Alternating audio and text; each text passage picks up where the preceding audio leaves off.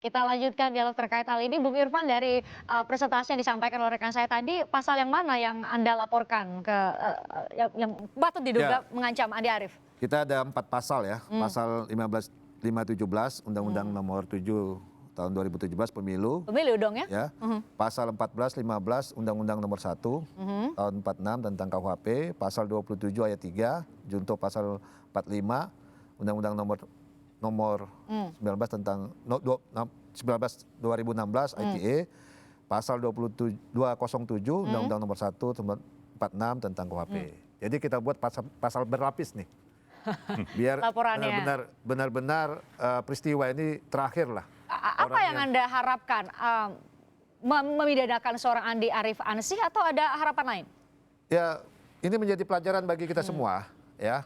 Konteks berdemokrasi, konteks untuk menjaga ketertiban, keamanan bangsa dan negara ini ya. Bangsa dan negara ini harus sama-sama kita bekerja bersama.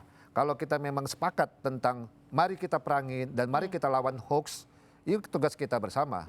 Ya, kita juga menginginkan pesta demokrasi ini berjalan dengan baik, aman, tertib dan lancar. Namanya pesta berdemokrasi. Berarti kita bergembira. Ya, jangan memunculkan kegaduhan, jangan memunculkan kecemasan, jangan memunculkan keresahan di masyarakat. Ya, framing negatif yang dimunculkan, narasi-narasi diksi yang disampaikan oleh siapapun itu harus dilawan dengan kekuatan yang bersama gitu. Makanya saya katakan tadi, Andi Arief itu sebagai tokoh, ya, tidak mungkin dia tidak mendapatkan informasi tentang masalah ini. 10 tahun di pemerintahan, tentu dia paham tentang bagaimana cara alur untuk mendapatkan atau mengkonfirmasi benar sebuah informasi. Nanti biarkan nanti penyidik ya. Jam berapa dimulainya berita bohong ini viral. Yang jelas suara voice rekaman itu benar-benar itu bohong. Ya. Nah, sumbernya dari mana? Nanti kita serahkan pada penyidik. Pihak kepolisian. Iya, kepolisian. Jadi begini, ya, supaya justru diduga ini meragukan, katakan mengandung kebohongan, wajar dong ada pertanyaan, ada imbauan. Jadi apa yang salah? Jadi saya kira ini agak berlebihan. Sebentar saya ngomongkan. Enggak, ini perlu diluruskan. Jadi saya kira biarlah polisi kan sekarang sudah 2 orang ya. Kalau ya yang tersangka ya, yang orang yang pertama yang mungkin saya belum tahu hasil penyelidikan polisi kita tunggu. Tetapi Andi Arief ini kan bukan orang yang menciptakan kebohongan ini gitu loh. Dari kalimatnya saya jelas. Ini orang SMP belajar bahasa. Ini jelas. Ini permohonan. Ya, mohon untuk dicek ya supaya tidak ada fitnah, karena di sini meragukan bisa saja mungkin mengandung kebohongan, wajar dia menyampaikan dan kita bersyukur karena Bung Andi ini public figure lalu timbul reaksi dari KPU yang langsung logikanya bergerak. saya pikir nggak masuk seperti itu. Nggak bisa dong. Anda punya logika saja bisa. Logikanya beritanya sudah jelas-jelas berita bohong. Ya, kita balik aja. Sudah dinyatakan kertas suara belum dicetak. Persetujuannya juga bagi peserta pemilu, baik itu dari partai politik, baik itu dari pilpres, belum menyepakati tentang spesimennya, bagaimana modelnya, ya, bentuknya, ukurannya, belum ada. Jelas ini berita bohong. Kenapa misalnya seorang Andi Arief tidak tahu? Pasti tahu dong. Ada LO masing-masing partai politik. Banyak yang tidak tahu, banyak yang belum tahu. Kenapa kok misalnya di-tweet lagi? Jujur aja, Mbak tahu. Tahapan banyak yang nggak tahu soal ini. Saya kira nggak. Ini agak terlalu jauh saya kira. Di luar peserta pemilu memang tidak tahu. Tapi kita sebagai elit politik pasti tahu dong. Nggak mungkin. Itu Mas Didi, betul. Karena ada LO. Saya kira begini ya, sesuai diskusi kita balik ke, kita masuk dari sini. Adakah unsur pidana dari apa yang dikatakan ini? Kalau lihat pasal-pasal yang disampaikan saya pikir jauh sekali ya. Biar polisi menguji ini ya. Pasal-pasal yang tadi saya lihat tidak ada. Kita tanya ke Pak Fikar, di Undang-Undang Nomor 7 Tahun 2017 juga membahas soal ini. Apakah bagaimana mengaitkan ini kalau harus penuhi unsur dulu hoax atau di Undang-Undang ITE, peraturan hukum pidana, kemudian ke Undang-Undang Pemilu. Bagaimana mengaitkan hal ini? Karena concern kita semua adalah jaga pemilu kita. Kalau Undang-Undang Pemilu itu kan kalau lihat deliknya itu material. Ya, mengacaukan pemilu. Artinya harus ada kekacauan dulu gitu. Artinya berita bohong ini dampaknya bukan potensial tapi dampak nyata ya. Nyata. Artinya berita bohongnya harus terbukti dulu gitu. Ada orang menyebar berita bohongnya itu harus terbukti dulu.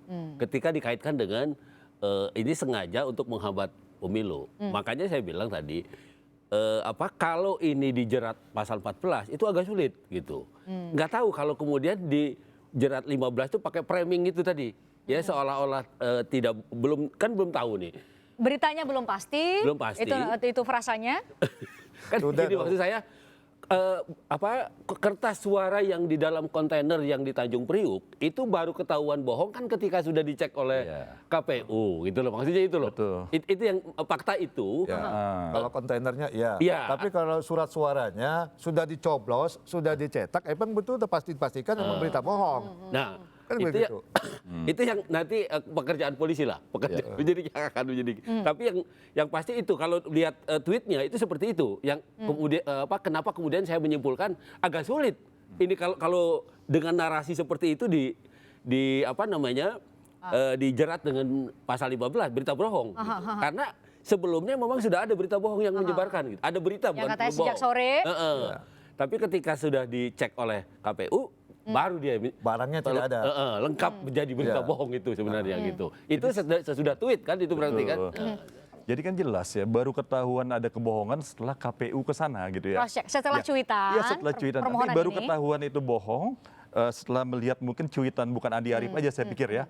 Dari viral yang lain-lain ya karena udah viral, lalu dicek ke sana, baru ketahuan bohong. Tetapi kalau andai benar gimana? Misalnya, kan segala kemungkinan bisa gitu ya kan? Tuh Bung Irfan, logikanya gitu. Logikanya kan sederhana ketahuan aja. tidak bohong itu atau itu tidak benar setelah di cross check. Ya kan gini, ini ada beberapa variabel memang. Pertama adalah surat suara yang sudah dicoblos, itu satu. Ya, yang kedua adalah memang ada kontainer yang mengangkut 7 kontainer katanya, dikalikan 1 kontainer, dia juga hitungannya gimana salah cara juga bisa ya. menghitung? Kalau 10.000 1 kontainer kan salah waktu itu ya. Gimana dia bisa menghitung 1 kontainer itu isinya 10 juta, kalikan 7, 70 juta, ya kan? Nah, di situ. Nah, yang pertama harus kita lihat dulu, surat suara itu apa benar sudah dibuat, sudah dicetak, sudah diproduksi? Ternyata kan tidak. Ya, nah di situ saja kita harus bisa melihat. Kita kan orang ini punya pengetahuan, punya knowledge, ya, punya pengalaman, punya pergaulan yang cukup luas lah. Elit partai kita ini. Kenapa dia tidak bisa meng-cross check itu? Kenapa tidak bisa melakukan komunikasi ke Bawaslu, ke KPU, ke Barreskrim, kemanapun? Saya pikir tidak. Kenapa harus melalui cuitan disebarkan secara kan luas? gitu. Bagaimana misalnya menanyakan tentang benarkah surat suara sudah dicetak? Begitu. Ya kan? Ini agak debatable logika ini. Enggak ya. dong. Walaupun katakan akan dicetak sekarang, tapi kalau orang niat, kalau kemungkinan niat jahat itu kan jauh-jauh hari sebelum resmi dicetak ya? Bisa saja. Ya, kenapa tidak bisa? Kan orang begini, misalnya orang ingin masukkan narkoba. Itu kan sangat rahasia, Mas. Kertas suara itu sebelum dilakukan persetujuan itu kan sangat rahasia. Ini masih bisa diperdebatkan. Hanya yang diketahui adalah pihak KPU katakan bagaimana model bentuknya. Baru akan ini, tetapi nyata-nyatanya KPU datang ke sana menyelidiki. Berarti kan dia punya asumsi jangan-jangan di luar yang resmi ini ada masuk gitu loh kertas suara yang akan digunakan untuk hal yang tidak benar. Tetapi kalau kita lihat lagi Andi Arief ini nggak menyebut calon nomor 01 atau 02. Ini kan segala kemungkinan tapi bisa. Dia kan menyatakan itu surat-suara sudah dicoblos. Sudah dicoblos. Ya tapi menyebut nggak pasangan yang berapa kan nggak ada kan? Sebutan tweetannya. Ini imbauan ini kan bisa kena tweetnya Andi Arief pasangan itu adalah 01 akibat dari bisa ke 02 juga. Viral suara kan itu. Gitu. Ini nggak ada kalimat dia menyebutkan.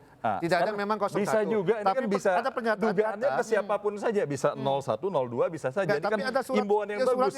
Jadi logikanya saya agak beda. Kalau dibilang kalau sudah resmi baru bisa kita berasumsi bahwa ada pelanggaran. Kalau pelanggaran itu jauh hari dipersiapkan setahun yang lalu bisa aja kalau orang niat buruk ya tanpa menuduh pasangan yang mana ini ya, sama sekali nggak ada tuduhannya kan di sini kan. Jadi menurut itu terbantahkan.